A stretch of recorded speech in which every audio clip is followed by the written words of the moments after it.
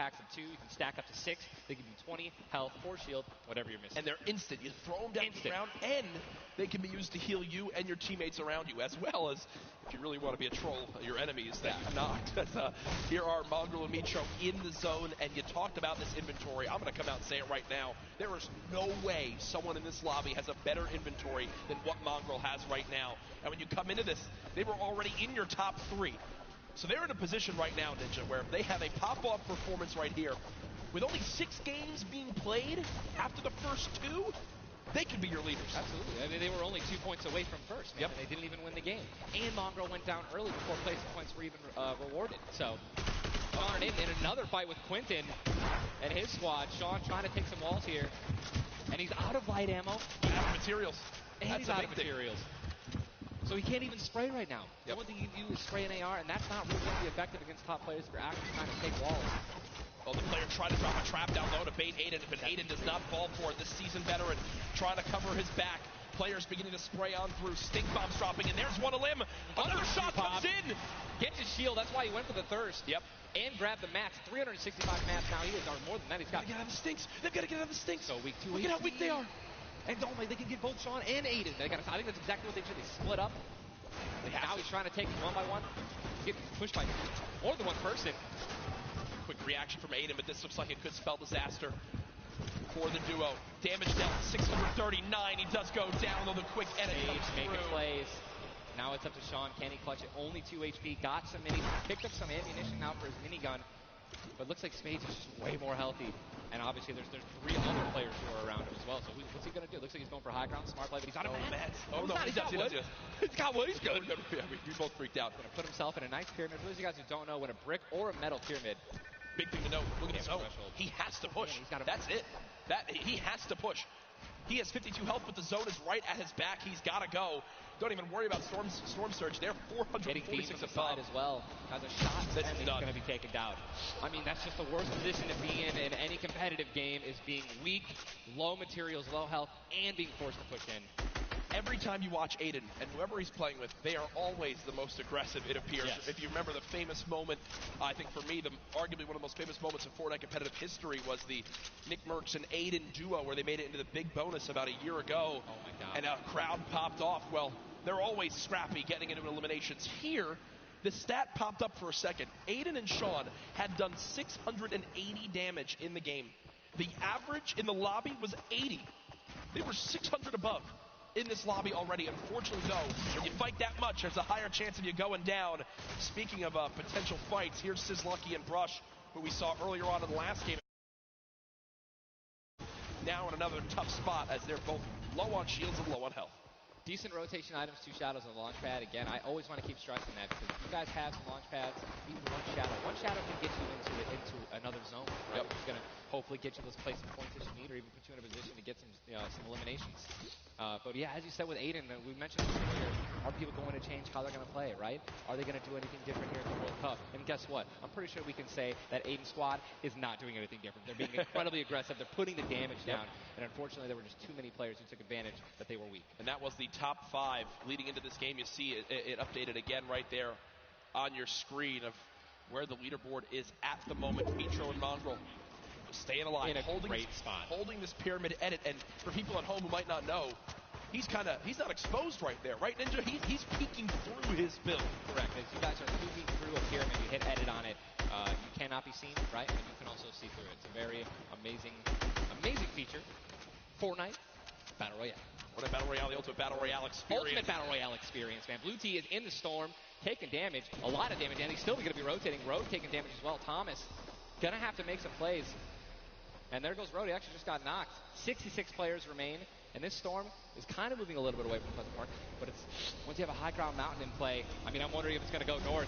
There's 3 high ground mountains in play, and really mixes it up late game. A drone ship that people can wind up going on top of, and those are brilliant to use. Oh, absolutely. If you guys can get up on top of those, guess what? You have ultimate high ground on the map without having to place any mats. Yep. It's incredible. You can't get sniped from above, and you can deal as much damage as It's also incredibly difficult to shoot players that are up there. 100%. But it's important to know that after the 5th circle closes in, those air vents will stop working. So if you don't have any rotation to get down, glide or redeploy, anything like that, yikes. That's a massive yikes. So you have to pray that someone puts a launch pad down underneath it somehow. Yep.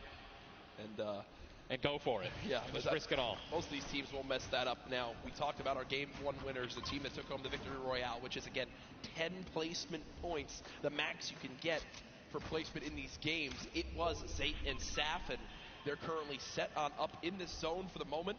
Did they just get the zone as well? Are they the yellow team in the minimap? I mean, they're close enough for sure. I can see. I think, no, they got to rotate a little bit, but look, they got 4 shockwave grenades. Yep.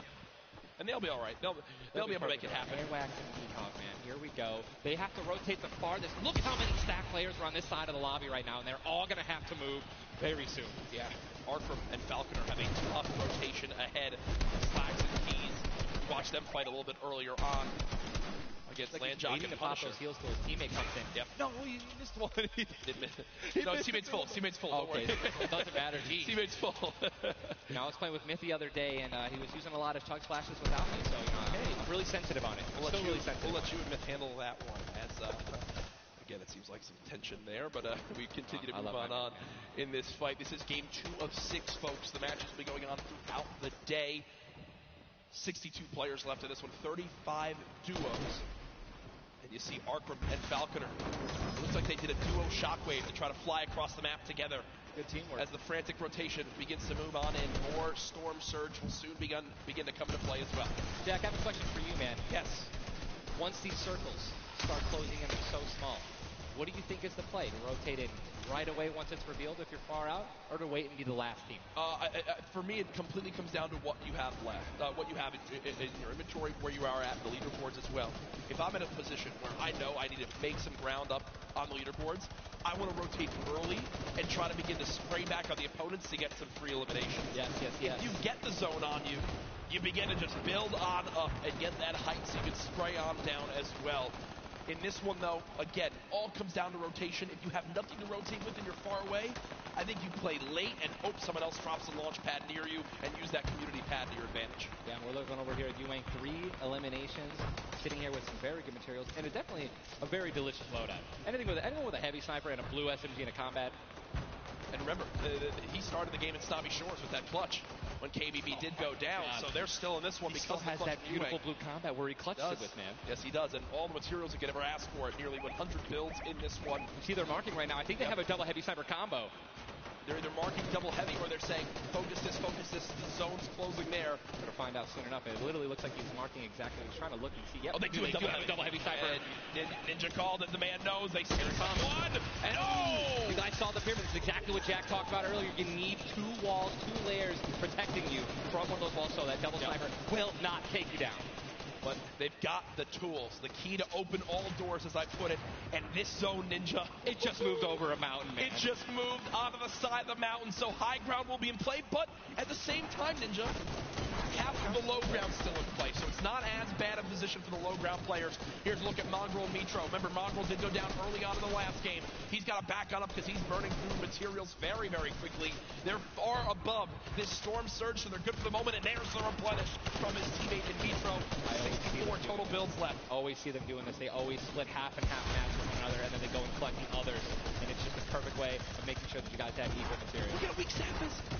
Saf just sneaking up through with that shadow bomb. The spray coming in from Mongrel. Stink bomb is hit as well. Everyone focusing these players on the outside. They've got the minigun firing too. The lobby now picking up quick as we move into our pit zone.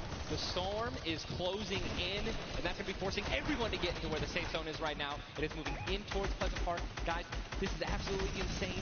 51 players still remain, by the way, in a circle this small. They're just trying to get as many licks possible as people are rotating in. Mitro on the bottom right of your screen with that minigun has 631 bullets to spray down with Mongrel in a fight. Gets one player weak, but does have to back on him. Didn't get the clutch. Someone else stole the kill from him. Mitro gets choked as well. Still have a launch pad, but again, when you're in a situation like this, low ground, they're getting sprayed with nothing but grenade launcher shots and frag grenades, and they're both going to be eliminated, and Mongrel also, Airwax just went down as well. And you see Cease in the elimination feed. Does look like, if you remember early on, Elevate did go down there. That loot looks so delicious. They go for it. you go for? There's a launch pad there and so many materials. This is game-changing loot right now. They've got the builds to go for it if they want. They're going to do it. They're going to make the play. A gold combat shotgun too, man. Zane and Saf, uncontested. That's one of those risk versus reward plays that can help set them up for 2 victory royales in a row. Mongrel and Mitro's loot too, man. Oh, that was making a and we know that was juicy loot. They're making a statement saying, listen, we're from NA, we're here to play. Taking out the Evil, I didn't know they took them out, but they're definitely taking their loot. Yeah, for sure, as they are still above this. Still great rotation items too. They both each have a launch pad, both have 2 shotgun grenades, and they're gonna go. He didn't get it though, they try to get both at the same time. Gonna be flying, and this is it, another massive rotation gonna be taken to the center of Pleasant Park. They're 167 damage above the threshold, so they're looking pretty good right now. The question is, are they going to keep mid-ground, go for low ground, high ground? What's the play? They didn't get the full launch pad. He might have to use his own. Yes, he does again, and that actually works out. He hits his head on something, which takes him down from having to, fly all the way up and float and get beat. And they're going to challenge high ground right now. Zayt and Saf looking to do what many would think was impossible, which is win back-to-back games in the stacked lobby. Just saw Falconer in the feed as well. Arkram with an elimination too. 19 duos left as we're moving towards the placement points, Ninja, and these duos know exactly that. 3 points if you make it into the top 15, which could be the difference between first and dead last. What are they going to do? Are they going to prioritize rotation in and not taking damage, or are they going to try to play it a little risky and go for the limbs? If you're going to be shooting, going for a limbs, definitely open up to a lot of spray, shotgun shots, AR shots, someone suddenly taking the high ground on you. So it all depends on how their play style can unfold, man. Many more duos remaining in this game, unlike the last one. Zayt with another elimination right there on a KBB. You got Snappy and Red Rush on the high ground, and Saf over the play. The high ground. He goes to the high ground. Take, will he get it? He's gonna get it. He has it. Zayt's got high ground. Zayt has high ground as they go to try to push for 2 victory royales in a row. Saf is there as well, but Snappy just appeared right behind Saf and shotgunned him down right there. Zayt right now is going to have to concede to the high ground, giving it to Snappy. And he's just going to have to stay alive as long as possible, try to get some placement points. He is obviously a talented player, top player. He can definitely make something happen, and I'm interested to see what he's going to do. Cease has been by himself since the first moment of this game when Elevate went down at 98 players remaining, and he's somehow still alive.